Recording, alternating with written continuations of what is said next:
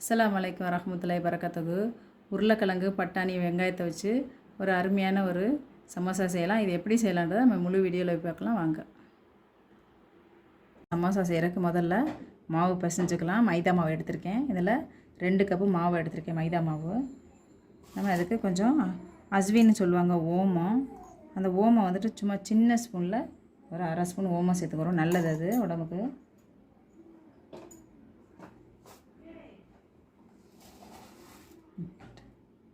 அதுமாரி சின்ன ஜீரகம் ஒரு 1/4 ஸ்பூன் போட்டுக்கலாம். இப்போ இந்த மாவுக்கு தேவையான உப்பு ஒரு 1/4 டேபிள் ஸ்பூன் அளவுக்கு போட்டுக்கலாம். இதுக்கு தேவையான இந்த மாவுக்கு தேவையானது போட்டு நம்ம 1/4 கப்பு நெய், இது பசு நெய் வச்சுருக்கேன். இந்த நெய்யை நம்ம அதில் சேர்த்துருவோம். இந்த நெய்யை நம்ம சேர்த்துட்டு இதை நல்லா கலக்கிக்கிடலாம். முதல்ல நல்லா நம்ம இது எல்லாத்தையும் நல்லா கலக்கிடுவோம்.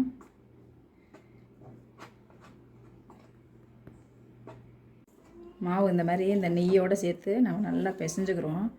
சூப்பராக இருக்கும். இது சீட்லாம் ரெடி பண்ண தேவையில்லை. அப்படியே நம்ம அப்பளம் மாதிரி தேய்ச்சி அது உள்ள ஸ்டப் பண்ணி பொரிக்க போகிறோம். ரொம்ப சூப்பராக சுவையாக இருக்கும். அருமையான ஒரு ரெசிபி இது.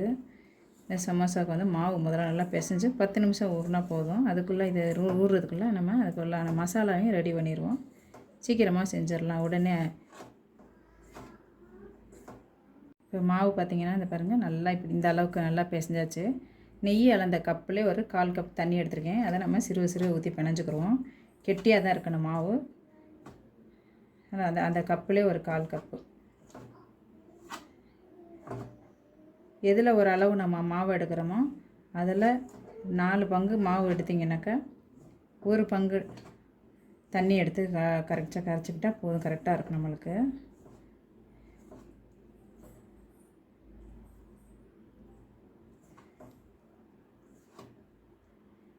இப்போ நம்ம 2 கப்பு மாவுக்கு 1/4 கப்பு நெய், 1/4 கப்பு தண்ணி, இதுவே போதும். நம்ம கெட்டியாக பிணைஞ்சிக்கிறோம். இப்படி பத்தலைன்னா தண்ணி தொட்டு பிணைஞ்சிக்கிறோம்.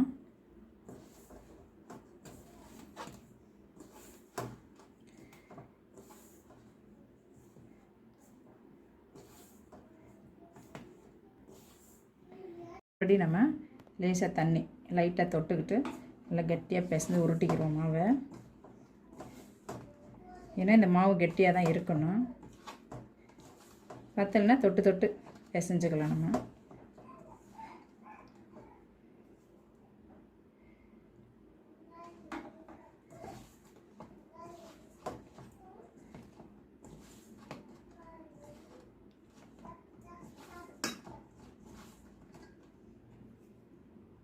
இந்த மாதிரி லேசாக தொளிச்சு பிணைஞ்சுக்கிறோம் மாவை.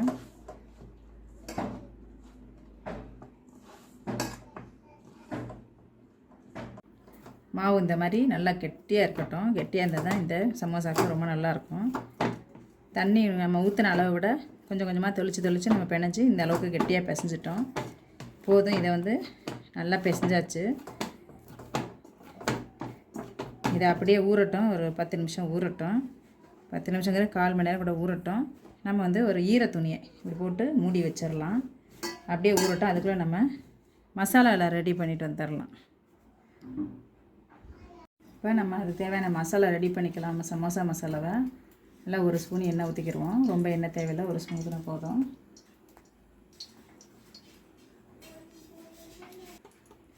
சின்ன ஜீரகம் சும்மா ஒரு 1/4 ஸ்பூன் சின்ன ஜீரகம் போட்டுக்கிடுவோம். அது கொஞ்சம் பொரியட்டும். பொரிஞ்சோன்னே தனியா வந்து நான் வந்து உடச்சி வச்சுருக்கேன். மிக்சியில் போட்டு அரைச்சோம்னா நெரு வந்து அதில் ஒரு 1/2 ஸ்பூன் தனியாக சேர்த்துக்கிடுவோம். இஞ்சி பூண்டு வந்து நல்லா ஒரு 5-6 பல்லு பூண்டு, ஒரு விரல் துண்டு இஞ்சி, அதையும் இடித்து வச்சுருக்கேன். அதையும் நம்ம சேர்த்துக்குவோம். அடுப்பை ஸ்லோவில் வச்சுக்கலாம். நம்ம ஒன்று ஒன்றா போடுறதுக்குள்ள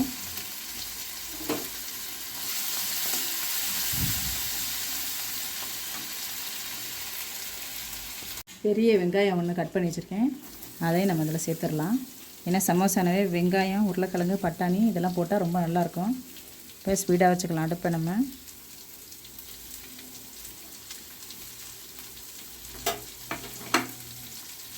ரொம்ப வதங்க வேணாம். இந்த மாதிரி வதக்கினா போதும். பச்சை மிளகாய் பெருசாக இருக்கும். இந்த மிளகா வந்து காரம் இருக்காது. ஏன்னா குழந்தைங்களாம் சாப்பிடுவாங்க. இது காரம் இருக்காது, வாசனைக்கு தான். அதை ஒரு மிளகா கட் பண்ணி சேர்த்துக்கிடுவோம் நம்ம. மிளகா காஞ்ச மிளகா வந்து நம்ம எண்ணெயில் வறுத்துட்டு மிக்சியில் அரைச்சோம்னா அந்த மாதிரி நெருன்னு கிடைக்கும். இந்த மிளகா சில்லி ஃப்ளாஸ்ன்னு சொல்லுவாங்க, அதை வந்து ஒரு கால் ஸ்பூன் சேர்த்துக்கிடுவோம். நம்ம சேர்த்துட்டு மிளகாத்தூள் காரத்துக்கு ரொம்ப தேவையில்லை, சும்மா கொஞ்சமாக ஒரு 1/4 ஸ்பூன் மிளகாத்தூள் சேர்த்துக்கிறோம்.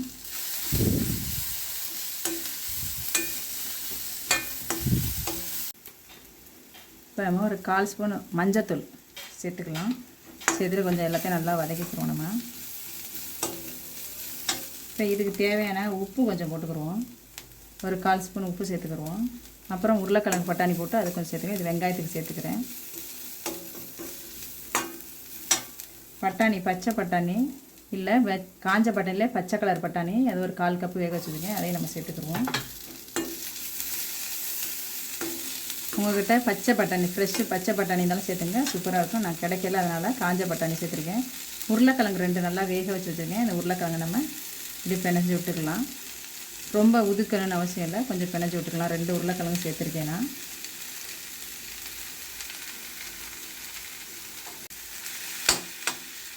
கொஞ்சம் பெருசு உருளைக்கிழங்கு இருக்கட்டும், நல்லா தான் இருக்கும்.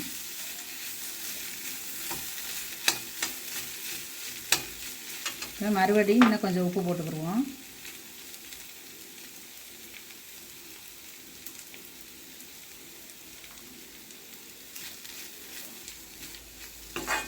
இப்போ நம்ம இது வதக்கியாச்சு. இப்போ ஒரு அரைக்கு கருவேப்பிலை பொடியாக அரிஞ்சு வச்சுருக்கேன், அதையும் நம்ம சேர்த்துக்கிறோம். அதேமாதிரி கொத்தமல்லி தழை ஒரு கை, அதையும் நம்ம சேர்த்துக்கிறோம்.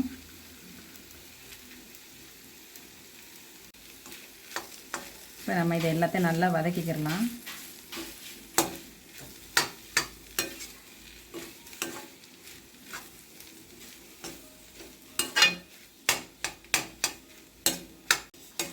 போதும், நம்ம இப்போ அடுப்பு ஆஃப் பண்ணிடலாம்.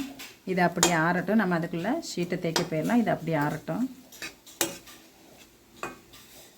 இப்போ நம்ம ஊற வச்சு 10 நிமிஷத்துக்கு மேலே ஆச்சு. இப்போ நம்ம இதை எடுத்துடலாம். மாவு வந்து கெட்டியாக தான் இருக்கணும் நம்மளுக்கு மாவு.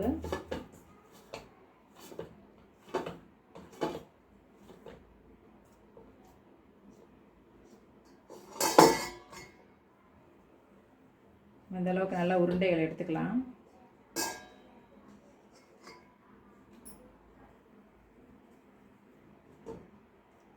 இப்போ நம்ம இதை தேய்ச்சிக்கிடுவோம். இதுக்கு மேல் மாவு எண்ணெய் எதுவுமே தேவையில்லை.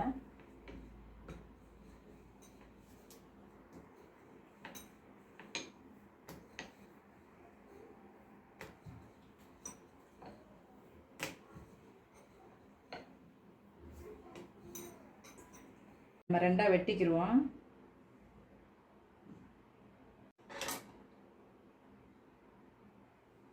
இதை நம்ம 2ஆ வெட்டி இப்படி பண்ணிக்கிடுவோம். இது ரொம்ப மெலிசாக இருக்கணும்னு அவசியம் இல்லை நம்மளுக்கு. இது கொஞ்சம் திக்காகவே இருந்தாலும் ஒன்றும் இல்லை. இது நல்லா இப்படி அமுக்கிக்கிடுவோம். அமுக்கிக்கிட்டு இந்த மாதிரி வச்சுக்கலாம். இந்த மாதிரி வச்சுட்டு நம்ம இது உள்ள இந்த உருளைக்கிழங்கு மசாலா நல்லா நம்ம ஸ்டெப் பண்ணிடலாம்.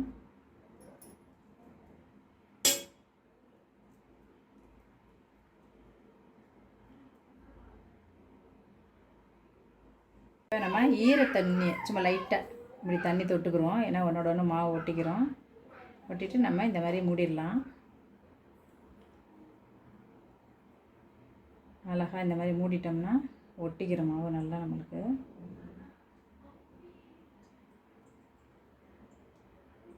தண்ணி போட்டுறணும். நம்ம போட்டோம்னா நம்மளுக்கு சமோசா நல்லா அழகாக ஒட்டிக்கிறோம்.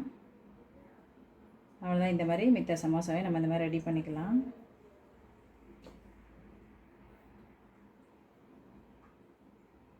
இந்த மாதிரி ஒட்டிக்கிடுவோம்.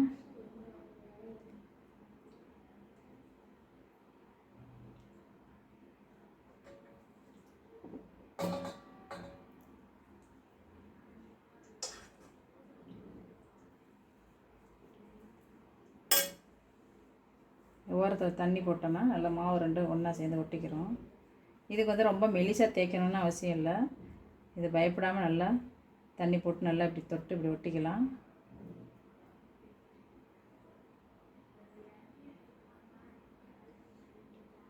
அவ்வளோதான். மித்த மாவுகளையும் நம்ம இந்த மாதிரி பண்ணிக்கலாம். இப்போ நம்ம சமோசா ரெடி பண்ணிட்டோம். இப்போ நம்ம எண்ணெயில் போட்டு பொரிச்சிடலாம். எண்ணெய் நல்லா காயட்டும்.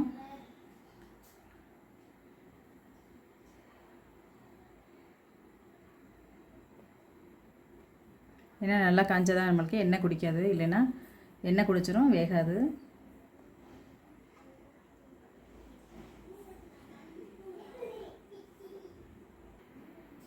இப்போ நம்ம போட்டுக்கலாம். பிஸ்மில்லா.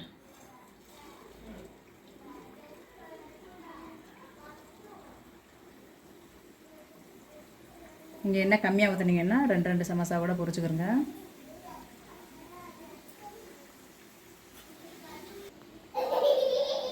இப்போ நல்லா நம்ம சமோசாவை பிரட்டி விட்டுக்குருவோம். நல்லா முறுமுறுன்னு சூப்பராக இருக்கும். நல்லா அருமையாக இருக்கும் இந்த மாதிரி சமோசா செஞ்சோம்னா. சமோசாலாம் எத்தனையோ இருக்குது.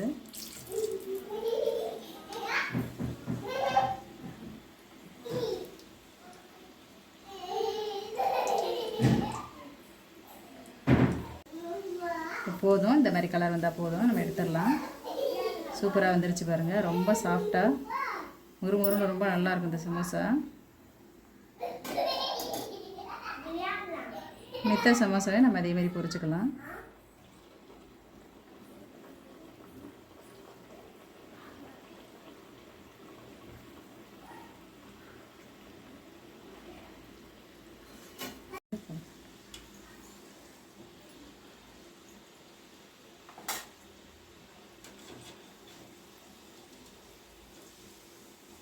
இந்த மாதிரி பொரிச்சு இந்த பபுள்ஸ் அடங்கிடுச்சுன்னா நம்மளுக்கு வெந்துருச்சுன்னு அர்த்தம். இப்போ நம்ம இந்த மாதிரி எல்லாத்தையும் எடுத்துடலாம். ஒரு அருமையான சுவையில் ஒரு சமோசா செய்யலாம். இந்த மாதிரி இதில் சிக்கன் போட்டும் சமைக்கலாம், நம்ம வெஜிடபிள் போட்டும் சமைக்கலாம்.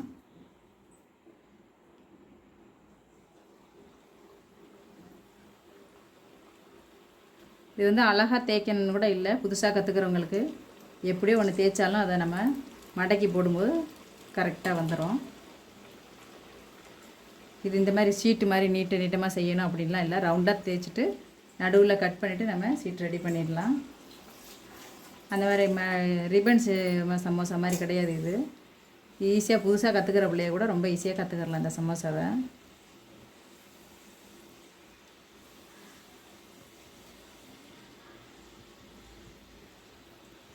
அவ்வளோதான், நம்ம சமோசா ரெடி ஆயிடுச்சு. கண்டிப்பாக இந்த சமோசா எல்லோரும் செஞ்சு பாருங்கள். செஞ்சு பார்த்துட்டு கமெண்ட் பண்ணுங்கள், சப்ஸ்கிரைப் பண்ணுங்கள். சப்ஸ்கிரைப் பண்ண எல்லாருக்கும் ரொம்ப ரொம்ப நன்றி.